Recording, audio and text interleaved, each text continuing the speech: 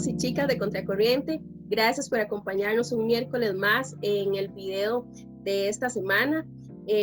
Solo para recordar un poco lo que vimos la semana pasada, hablamos sobre conociendo el reino de Dios y vimos 3 puntos. ¿Qué es el reino? Hablamos de 2 conceptos que eran ver y entrar en el reino, y un requisito o unos requisitos para poder ver y entrar en el reino. Entonces hoy vamos a estudiar la parte 2, pero me gustaría que me acompañen a orar antes de empezar a ver esta lección. Entonces gracias te damos, Padre, por esta nueva oportunidad, Señor, de estudiar tu palabra. Gracias por todas las personas que van a ver esto con nosotros, por todas las personas a las que este mensaje les va a llegar. Utiliza, Dios, esta herramienta para sus vidas, para nuestros corazones, papá, para que tú nos hables de acuerdo a la necesidad que cada uno tenga, Dios. Envíanos, papi, a mandar tu mensaje, a enviar tu mensaje, a compartir tu palabra, Señor. Gracias por las redes sociales, Señor, que nos permiten hacer este tipo de cosas. Te doy gracias por la vida de los chicos que estamos acá y por todos los jóvenes del Centro Evangelístico Efrata. Te pedimos que esta lección sea de mucho provecho y de mucha bendición para nuestras vidas. En tu nombre oramos. Amén.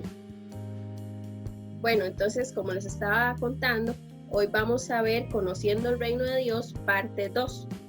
Y en esta lección vamos a tocar otros 3 puntos, que serían la identidad de los ciudadanos del reino, los súbditos del reino y el ya y el todavía no del reino.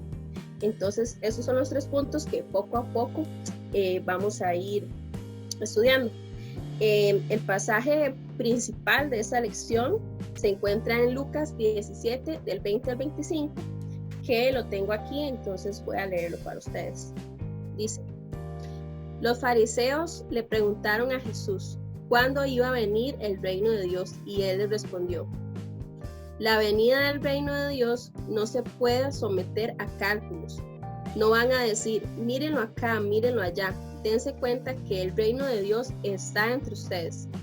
A sus discípulos les dijo: llegará el tiempo en que ustedes anhelarán vivir siquiera uno de los días del Hijo del Hombre, pero no podrán. Les dirán, mírenlo allá, mírenlo acá. No vayan, no lo sigan, porque en su día el Hijo del Hombre será como el relámpago que fulgura e ilumina el cielo de un extremo a otro. Pero antes, él tiene que sufrir muchas cosas y ser rechazado por esta generación. Este versículo me encanta, es Jesús hablando, ¿verdad? Y la parte que más me gusta es donde él dice, dense en cuenta que el reino de Dios está entre ustedes, ¿verdad? Jesús está hablando de él mismo. Y la parte en que dice también al final que él tiene que venir a sufrir muchas cosas con esta generación, pues sabemos que Jesús ya sufrió lo que venía a sufrir y así como él lo dijo, así fue como sucedió.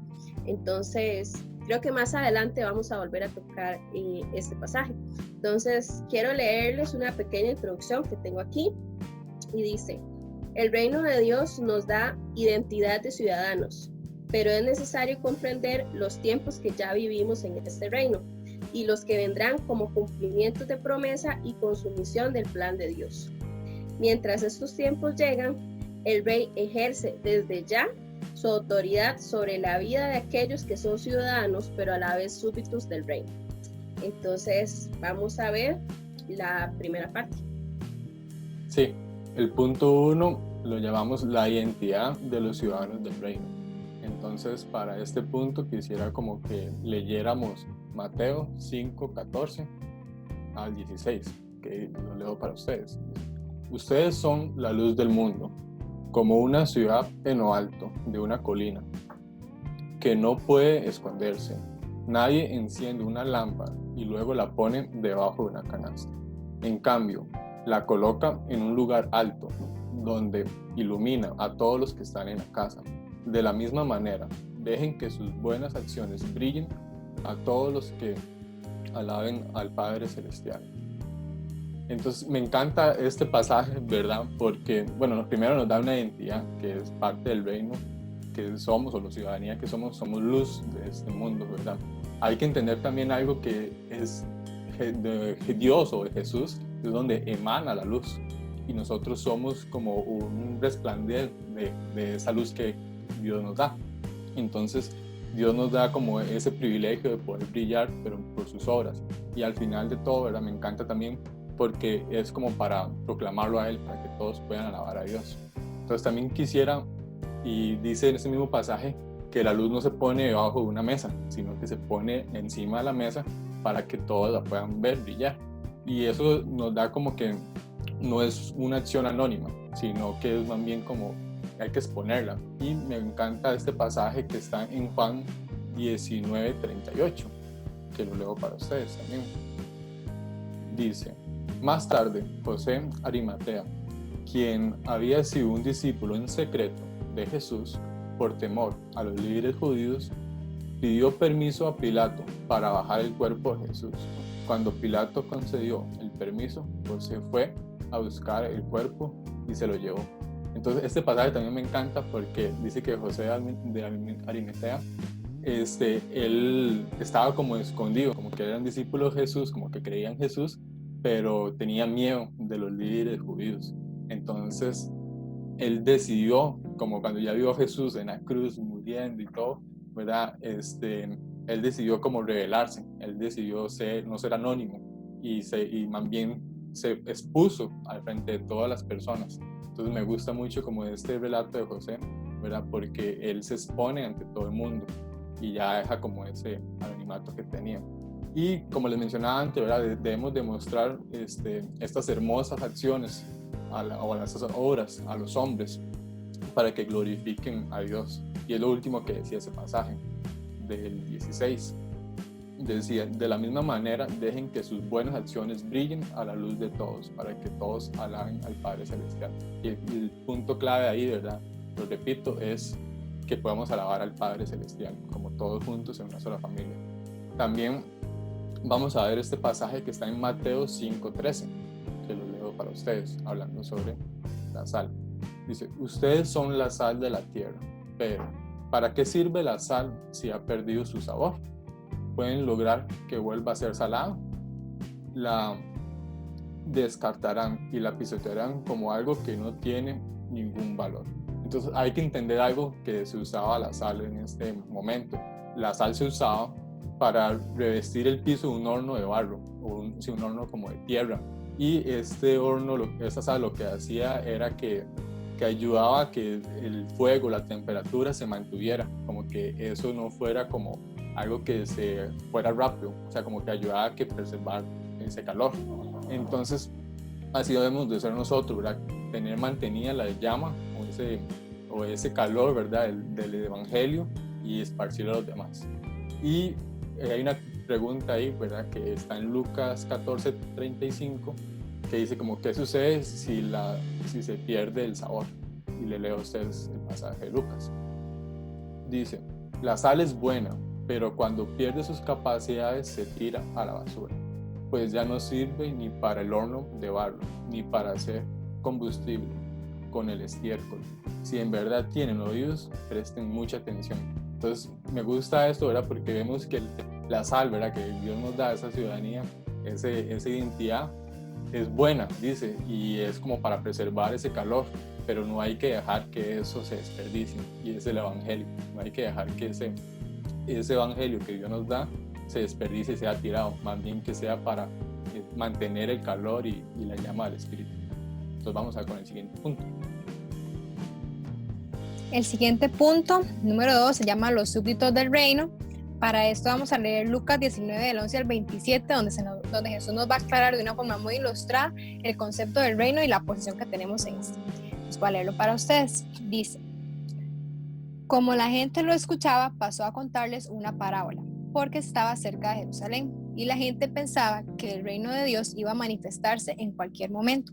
Así que les dijo: un hombre de la nobleza se fue a un país lejano para ser coronado rey y luego regresar. Llamó a 10 de sus siervos y entregó a cada cual una buena cantidad de dinero. Les instruyó: hagan negocio con este dinero hasta que yo vuelva. Pero sus súbditos lo odiaban y mandaron tras él una delegación a decir: no queremos a este por rey. A pesar de todo, fue nombrado rey.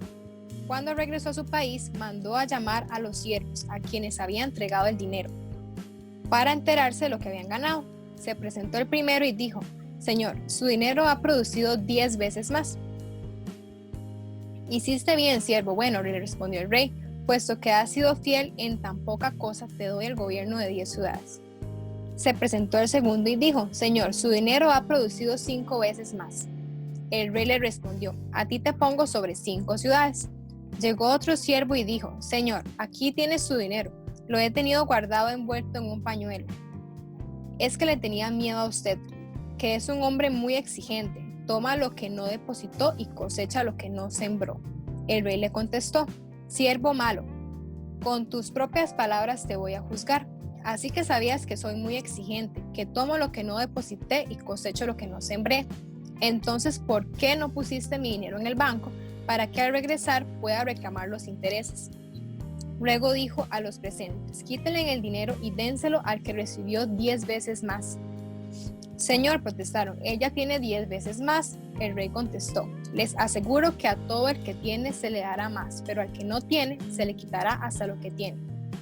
Pero en cuanto a sus enemigos míos que no me querían por rey, tráiganlos acá y mátenlos delante de mí. A mí lo que me gusta de esa parábola es que me parece a la parábola de los talentos y que podemos ver que Dios provee los dones para que los administremos y darle la honra y gloria a Él, no porque Él lo necesite, porque ya sea que nosotros le sirvamos o no, Él sigue siendo Dios, pero es porque para eso fuimos creados, ¿verdad? Para darle honra y gloria a Él y para servirle. También me hace pensar mucho en 1 de Pedro 4, del 10 al 11, que se lo voy a leer.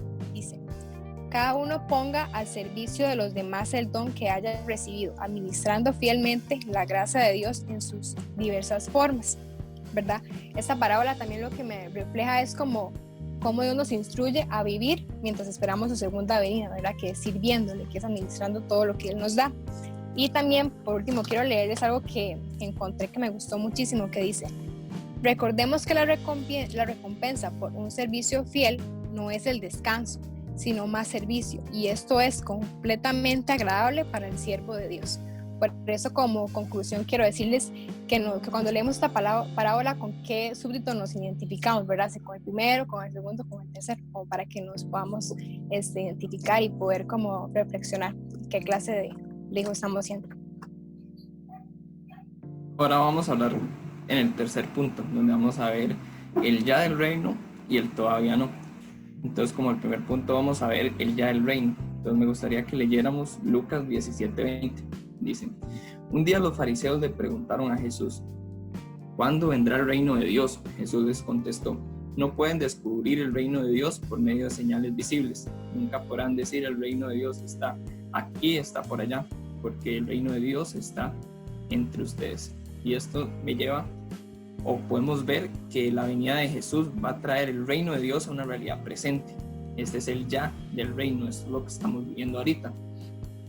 Y me recuerda mucho a la oración de Jesús a su discípulo cuando le dice: venga a nosotros tu reino, porque me hace sentir súper confiado, y me hace sentir incluso mantener viva mi esperanza que el reino de Dios ya está entre nosotros, y ver cómo en estos momentos Jesús y Dios quiere que nosotros trabajen en nosotros, quiere hacernos parte de esa ciudadanía del cielo. Y todo esto me lleva entonces al segundo punto, al todavía no, donde vemos cómo la segunda venida de Jesús traerá la culminación de toda su obra. Este es el todavía no del reino, ese es en el que nosotros ahorita tenemos nuestra esperanza. Entonces quisiera que leyéramos 2 pasajes. El primero está en Lucas 17, del 21 al 24, y dice: entonces dijo a sus discípulos: se acerca el tiempo en el que desearán ver el día en el que el Hijo del Hombre regrese, pero no lo verán. Algunos le dirán: miren, allí está el Hijo del Hombre, o aquí está, pero no lo sigan, pues así como el relámpago estella e ilumina el cielo a un extremo a otro, así será el día en el que el Hijo del Hombre venga. El segundo pasaje que veamos está en 1 Juan, versículo 12 al 13. Y dice: queridos hermanos, ahora somos hijos de Dios, pero todavía no se ha manifestado lo que habremos de ser. Sabemos, sin embargo, que cuando Cristo venga seremos semejantes a Él, porque lo veremos tal como Él es. Todo el que tiene esta esperanza en Cristo se purifica a sí mismo, tal como Cristo es puro. Y me gusta mucho porque podemos ver cómo Jesús vendrá por los que permanecen fieles, a pesar de las dificultades que podemos pasar, a pesar de las circunstancias, nuestras fuerzas, nuestro objetivo tiene que estar en Dios. Es más, en las circunstancias más bien que podemos estar pasando más difíciles es donde más nos tenemos que aferrar a Dios para que Él sea nuestra fuerza. Ya somos hijos de Dios, pero cuando Él venga es cuando nos manifestaremos como la plenitud de hijos. Es decir, Dios va a venir, nos va a transformar y nos va a hacer gente igual a Él. Entonces me gustaría que también viéramos un último versículo en Apocalipsis capítulo 21, del 3 al 5. Dice: oí una fuerte voz que salía del trono, decía: miren, el hogar de Dios ahora está entre su pueblo. Él vivirá con ellos y ellos serán su pueblo. Dios mismo estará con ellos. Él secará las lágrimas de los ojos y no habrá más muerte, ni habrá más tristeza, ni llanto, ni dolor. Todas estas cosas ya no existirán más. Estaba sentado en el trono, dije: miren, hago nuevas todas las cosas. Y esto me encanta porque puedo ver cómo Dios es nuestro consolador, cómo Él es el que nos va a secar las lágrimas de los ojos, Él dice que ya no habrá más muerte, ya no habrá más tristeza, no habrá más dolor, ya no nos tenemos que preocupar, no habrá pecado, porque incluso ahora lo que somos ahora no es lo que habremos de ser, porque Dios nos va a transformar por completo y viviremos con Él. Dice que Dios vivía con su pueblo. Asimismo nosotros, cuando Jesús termine su obra, viviremos con Él.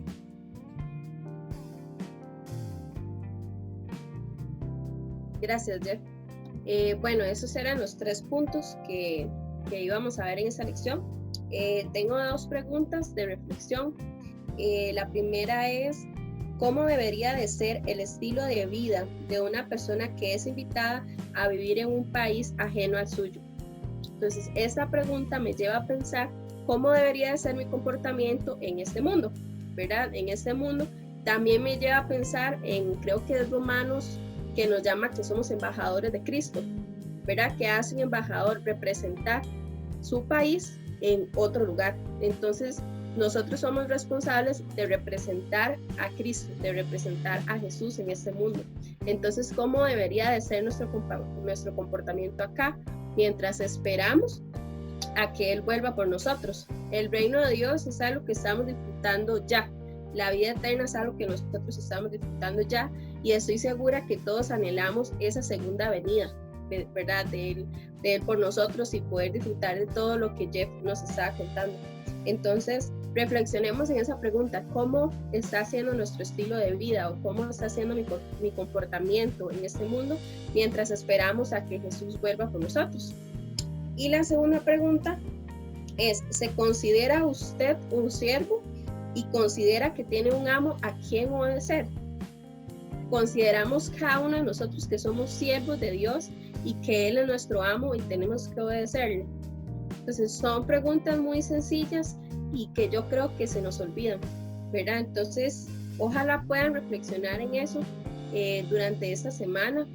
Gracias por habernos acompañado una vez más, por estar ahí semana a semana esperando este estudio. Esperamos que sea de muchísima ayuda, y también quiero retarlos a que lo compartan en sus redes sociales o lo compartan en los grupos de WhatsApp de sus familias o de amigos, y les mandamos un abrazo. Esperamos que